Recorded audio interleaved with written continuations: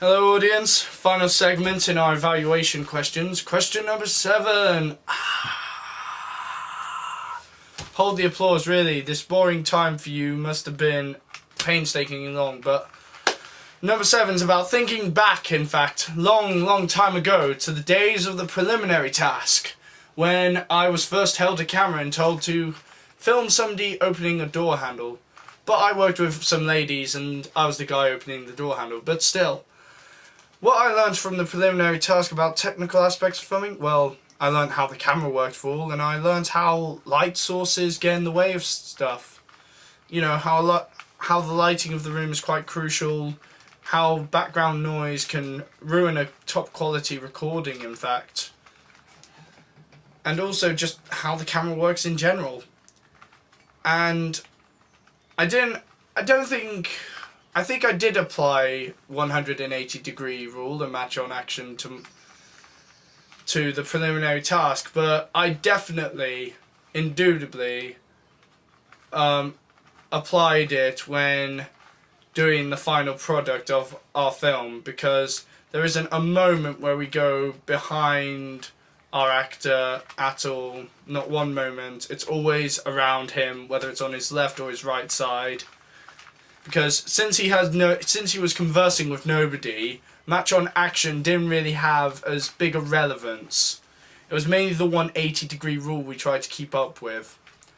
And the lessons I learned from the preliminary task to create a more effective opening sequence, I would say, is make sure that you're in a quiet environment.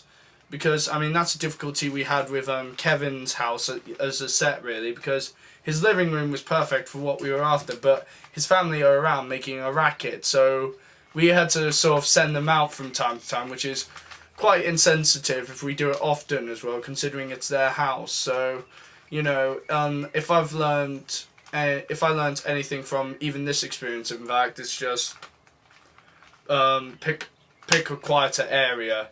Make sure it isn't too noisy, and it's also timing, weather timing, for example, because our establishing shot was pure luck that it was an absolutely brilliant sunny day, rather than the dull, boring day that we are blessed with today, unfortunately.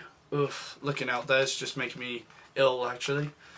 But what I've learned about time and resource management when it comes to working on a project like this is, you should try and, I don't know, get to grips early on, if that makes sense. You know, make sure you're churning out draft after draft of film. And I believe that applies to any creative topic, whether you go into the music industry, acting industry. You know, you just always keep trying again and again and again.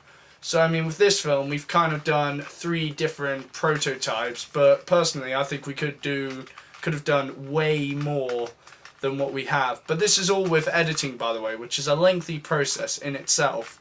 So in conclusion, all the following improvements that I've said, I mean, with the sound recording, the music, the camera work, but now I think about music, actually, it's always good to make sure that the timing of music is in sync with the actions that you do. So if you have a huge, powerful chorus, you need to make sure that comes in at the right moment. You don't want it to come up during the build-up, which is, as Kevin, my colleague, mentioned, that we used Logic for to cut out bits of the music that we do not want and to keep the bits that we do want, so then that we could time it completely perfectly in sync with the film.